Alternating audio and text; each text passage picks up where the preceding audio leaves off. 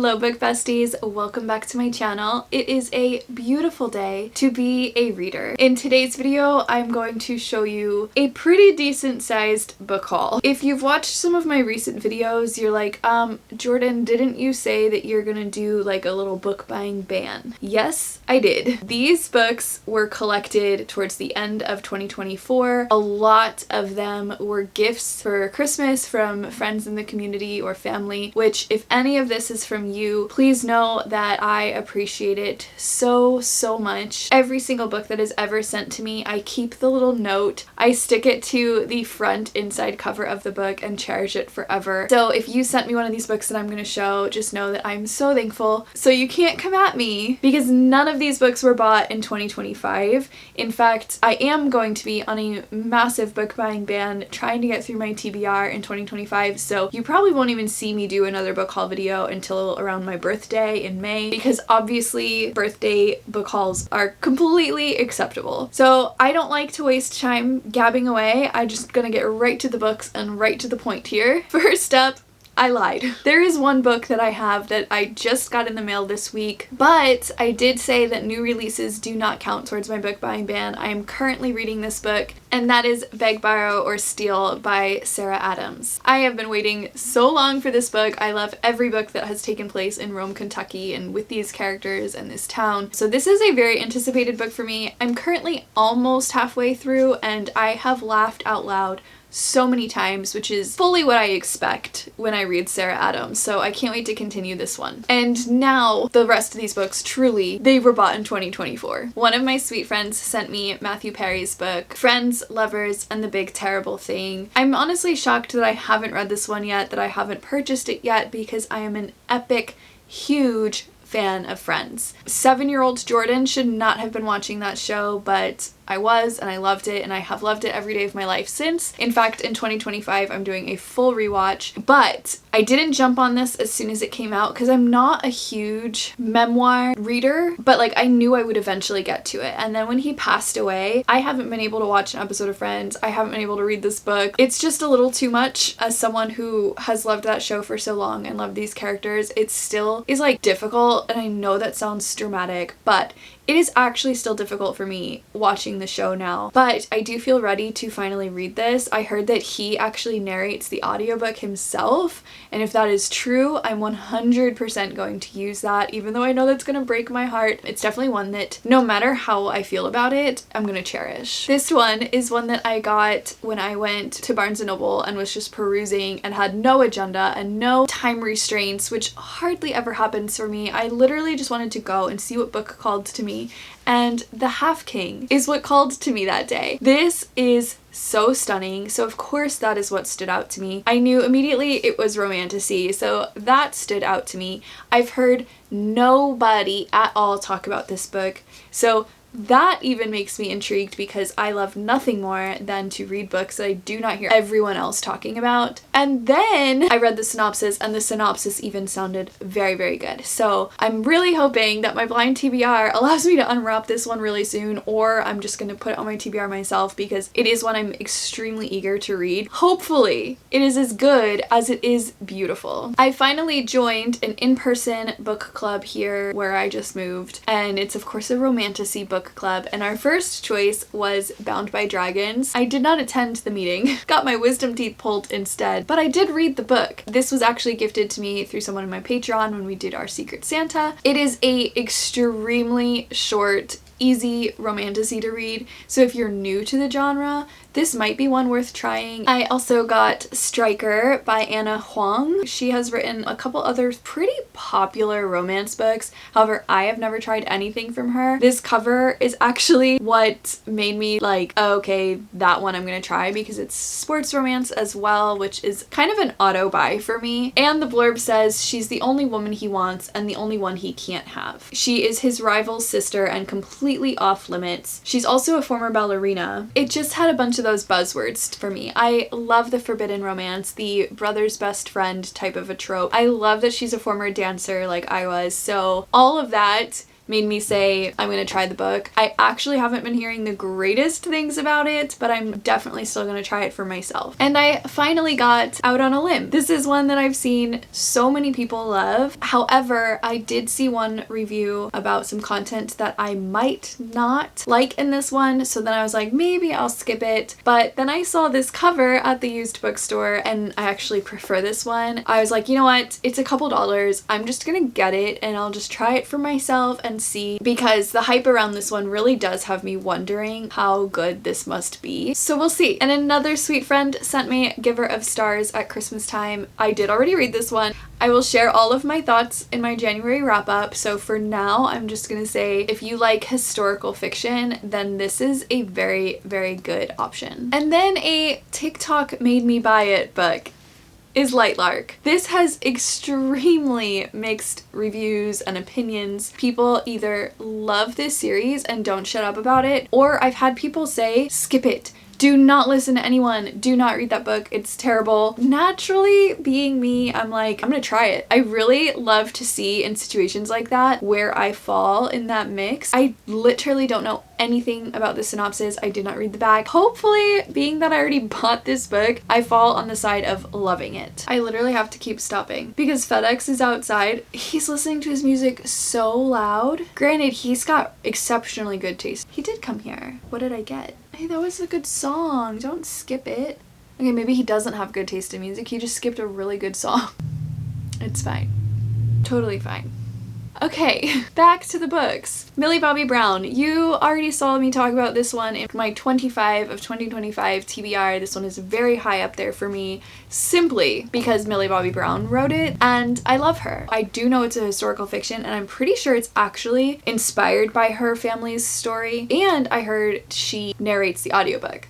So that is very cool, 100% doing that as well. And I finally got Addicted to You because if one more person tells me, due to my love of Magnolia Parks, that I need to read this series, I'm gonna be an idiot, quite frankly, for not listening. So I'm finally gonna read this. Eventually. I don't know when, but it's on my TBR shelf, which is a start. Speaking of Magnolia Parks, I do not like these covers, but am I gonna collect all of them? I am, just because I want every edition of my favorite books, and even if I don't like them, I know it sounds so silly, but I just want to have them. So much more importantly, do you see? This was my #1 gift that I asked for Christmas, and my husband delivered. When I opened the box containing these special editions, I actually burst into tears. I just kept like looking down in shock and then like covering my face and crying some more. It didn't feel real. These are like a cloth type material. They are so stunning with the quotes on the back and the like gold foiling on the covers, and then even in the inside it has all of these pictures that obviously are relevant to the story. So now I just have to hope and wait and pray that she does the same with the Daisy Hades books so that it's like an actual full and complete collection. And while we're on the topic of special editions, these are prized possessions of mine. I am loving so much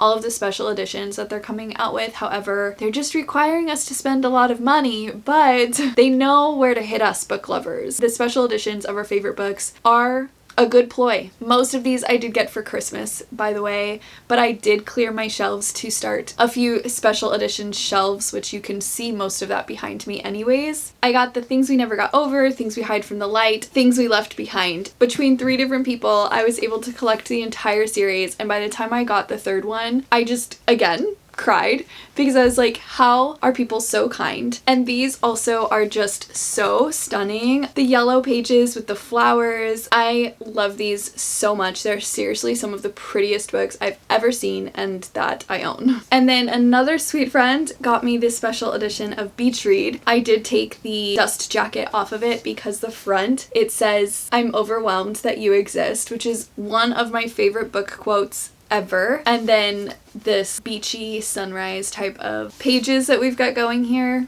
It's so stunning. And then I also took the dust jacket off of this one for display purposes, but that is Shatter Me. I don't know when this came out. Amazon just shocked me with it one day and it was an instant need it. It says, I spent my life folded between the pages of books, and it also says it on the like pages here. Such a good series. I hope they continue making the special editions for this series as well. And then two more friends of mine got me the Spark of the Everflame and Glow of the Everflame in the new hardcover, like beautiful editions. I love this series so much. It is one of the best Romantasy series that I feel like is currently out there for people to get into. I do have it in the paperbacks, but these hardcovers are just so pretty. Look at the inside of these.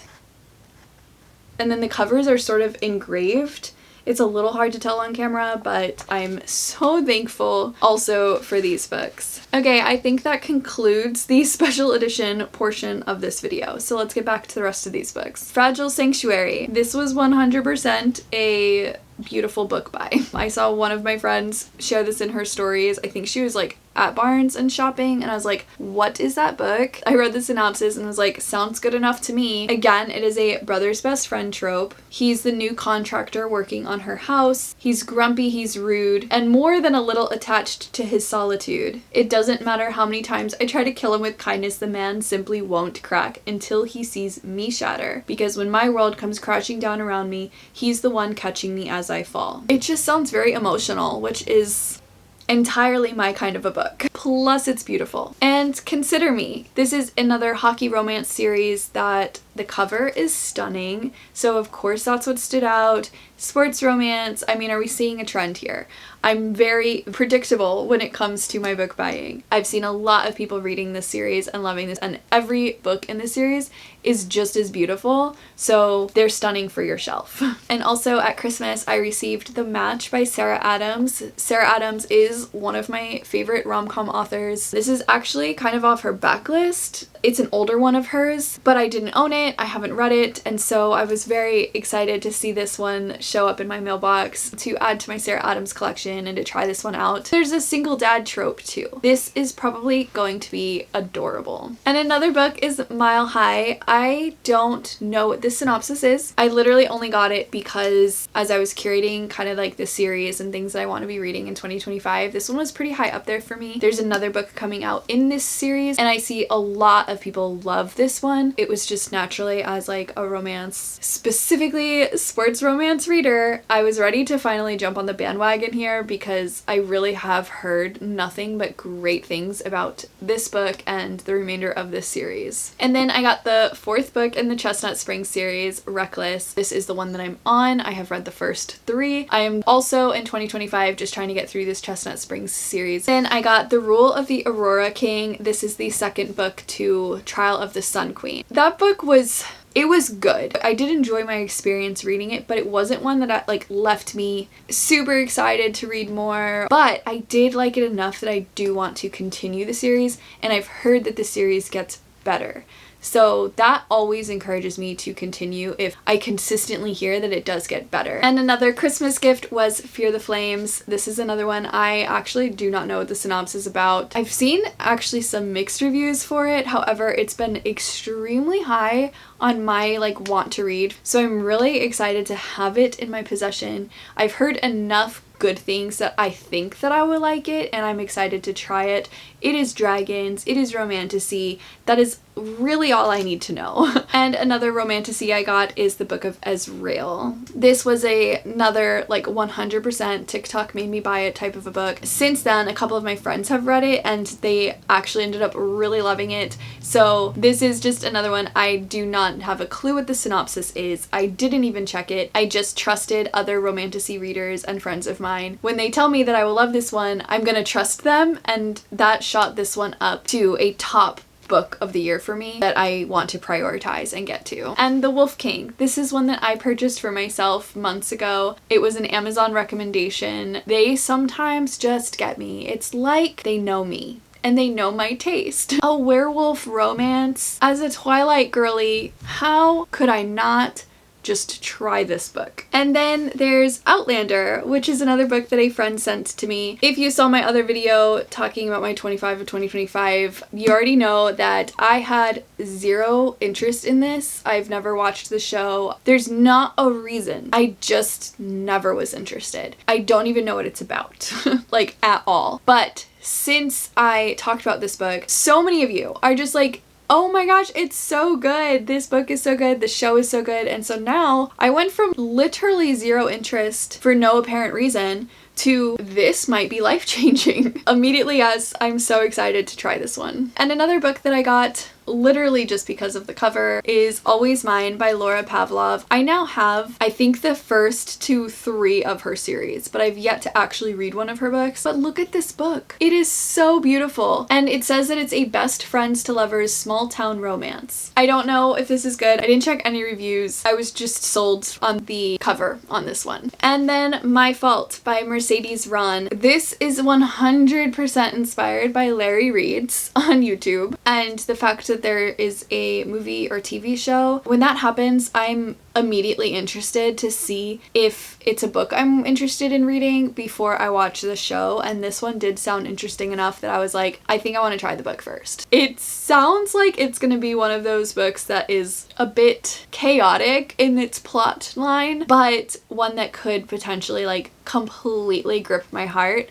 which is my favorite feeling. Now, if you've been here for a minute, you already know I'm not a huge cozy mystery reader, but I did find one last year that I really loved. It was A Dark and Stormy Murder, so I got the second book at the used bookstore, Death in Dark Blue. That's all. I just liked a cozy mystery series enough to actually get the second book. So who is she? We don't know, but yay for finding one that I really liked. And then I got P.S. I Hate You as a book of the month pick. I maybe should have just skipped this month because I literally don't really know why I got this book. I must have read the synopsis when I decided to get it, but right now I'm like, why did I get this? So it looks like Maddie lost her brother. Oh my gosh, this actually does sound really good. His dying wish was that she scatter his ashes over 8 destinations that he never got to visit before he died of cancer. But in his will, he assigned her an impossible partner to help complete the mission, his best friend Dominic Perry. Even though Dom was Josh's lifelong best friend, he's also the man who broke Maddie's heart. See, sometimes it's beneficial to read the synopsis because this actually does sound really good. I'm actually very happy I picked this book. And then another used bookstore book that I grabbed is My Oxford Year by Julia Whelan. I, again, don't know what this is about. I'm assuming a girl goes and studies abroad, which I usually love that trope because I love anything that's like going on an adventure type of a concept. But also, this was written by Julia Whelan, who is one of the best audiobook narrators of our time, and it is one of my friend's favorite books of all time. All things combined, I have actually pretty high hopes for this one, and it was like a must get when I saw it for $4 at the used bookstore. And the last book,